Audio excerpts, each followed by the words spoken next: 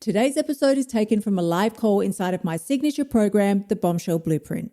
If you want to know more about the blueprint or how once you get your little mitts on it, you can finally stop sabotaging your progress and start losing weight, just head on over to kyliepax.com/blueprint or hit the link in the show notes. So if we're talking about the power of tiny deceptions, my dad and I were shopping the other day. We were shopping at the Good Guys.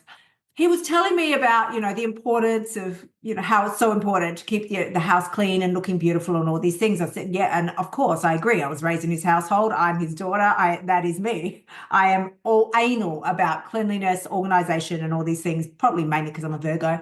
And he has a little female friend now who is the opposite of him. My dad is like, as I say, like fastidious about this glasses have to be here and everything has to be perfect and clean, hospital grade clean all the time. He has to be on top of his chores. He doesn't let things lapse. And she is the opposite. She's like, I don't even know what star sign my dad is. I don't know what star sign this woman is, but they would be complete opposites. She's like off having fun, party this, visit people there. Like she's out all day, every day, doing things, going to exhibitions, visiting people, catching up. Everything is a reason to party.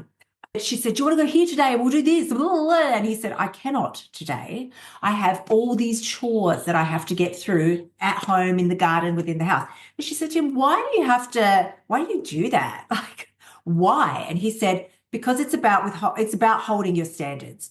He said, you only have to drop your standards by 1% per week. And over the course of a year, you're down 50%. And over the course of 2 years, you are down 100%, completely unrecognizable. Your life is completely unrecognizable, all because of tiny little compromises. And I looked at what he said, and he just went on, about whatever he was saying. I'm just like, oh my God, hold everything.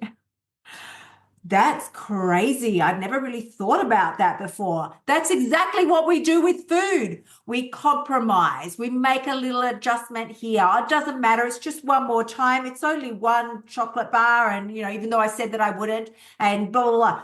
Tiny, weedy 1% compromises each week have got you to where you are now. To the place where your life, your body is fucking completely unrecognizable. You're like, this is not where I was supposed to be. This is not how it was supposed to be for me. When I was a little kid, is this exactly how I dreamed I would be? In this body, still struggling with weight? Tiny little compromises have got you to where you are now. That is how sneaky and deceptive our thoughts and these compromises can be. It's these tiny little deceptions, the ones where you think, this is not impactful. How on earth can it be? It's just a block of chocolate. It's not impactful. It's not going to change my life or my weight, really, not dramatically. It's just tonight. It's just one more time. And yet here you are, years later down the track, still deceiving yourself in tiny little ways. Doesn't matter. It's just one more time. I'll start again tomorrow. It doesn't hurt anybody. It's just me. Who's going to know? Tiny little deceptions have got you to where you are now. So today we're going to be diving into some of these most powerful deceptions and the impacts that they have on our lives, and how these tiny little incremental changes can shape your standards for yourself. Standards. Remember what my dad said. You only have to drop your standards by 1% per week. Look, Malcolm's giving us a whole masterclass today. I will tell him. He'll be very proud. You only have to drop your standards by 1% per week.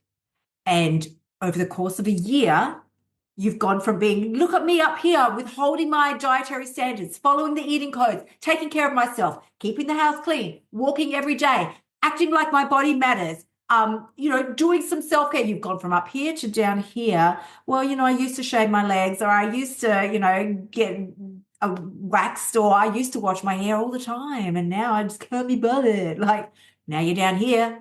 One more year of that shit, and you are down here. Rock bottom, wondering how you ever got there. And even worse, getting way back up here seems so hard. And you know what, honey? To be really honest, it is hard. by the time you're all the way down here, which really took no time at all to get there, by the time you are down here, yeah, it is hard. It is going to be hard work to get back up here, which is why it would behoove us not to allow that to happen to start with, but that's just not human nature, is it? We are always wanting the easy way out. We're wired for the easy way out. We love the easy way out, but easy often leads to hard in the end, whereas hard leads to easy in the end. If you'd done the hard thing early on and said no and kept your standards and held your boundaries, your life would be so easy right now. Oh, so easy. You'd be wearing anything you want, going anywhere you want, traveling in the way that you want, feeling the way that you want to feel. It would be bliss. But here we are. Here we are.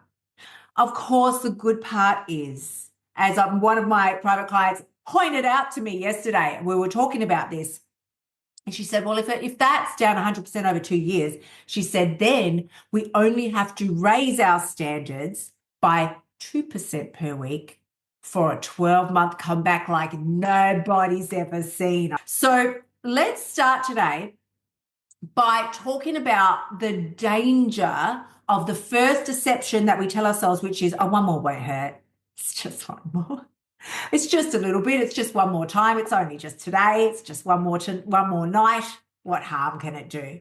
These are the tiny deceptions that are often most frequently disguised and seem so harmless and benign to us. But when you repeat them night after night after night, you erode your self-discipline.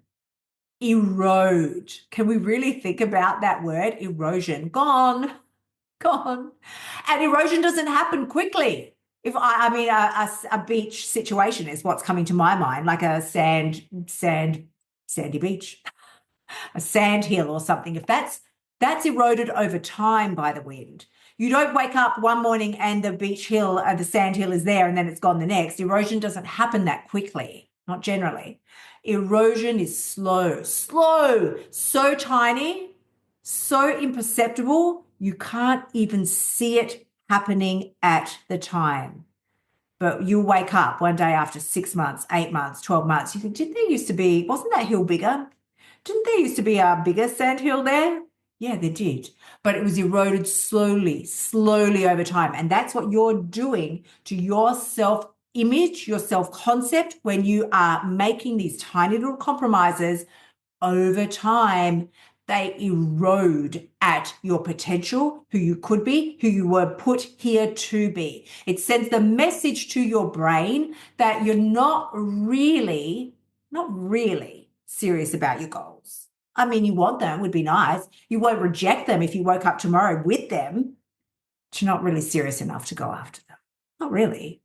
So by slowly lowering your standards, it makes it consistently harder for your brain to believe in, picture, care enough about moving towards your future self. That's why it's so hard for you. It's not hard. You're not having a hard time picturing her because you don't have an imagination. You're having a hard time picturing her because you have deceived yourself for so long and eroded at your self-image and your self-concept and your self-belief for so long that it's hard for your brain now to get an idea of even what it is that you want because you've never taken it seriously. So the first part is the gravity that those tiny little deceptions hold. Just one more time. Doesn't really matter. It's only a little bit. The best example that I ever heard was Joyce Meyer, and she gave the story. She told the story one time of, it was made up, about, say, a father that made some chocolate brownies for his children. And he made these chocolate brownies and then he brought them into the children, said, do you want a chocolate brownie? And they were all really excited. Yeah, we want a chocolate brownie. And he said, these are amazing. I added a special secret ingredient. And they said, ooh, what's the secret ingredient? It's just a tiny little bit of dog poop. Just the tiniest little bit of dog shit. She didn't say shit. The tiniest little bit of dog shit. You won't even know that it's there, but it makes them super, super delicious. And the children went from like, give them to me, to ew, gross. She was demonstrating the impact that these tiny, weeny little compromises have on our lives. It can take something that could have been delicious to something that you wouldn't even want to touch. And that is my second point, which is the slippery slope of these small little deceptions, the small, tiny little compromises and lies that we tell ourselves. Because a seemingly insignificant compromise, like we all do this, like, I deserve this treat. I've had such a hard day. Oh my God, today was crazy. It was crazy. I deserve this. That may seem really innocent, but just like we talked about with the erosion, this, which is taking something away, this builds up over time. It makes it easier and easier for you to justify your next big compromise, your next bigger deception, and start distancing yourself even further from the person that you want to be. Thank you so much for tuning in. Remember to shimmy your butt over to KyliePax.com and join me inside of the Bombshell Blueprint so you can stop emotional eating and start losing your weight now. You'll also find helpful notes and resources inside my past podcasts that will help you lose your weight without losing your sanity. I will see you next week.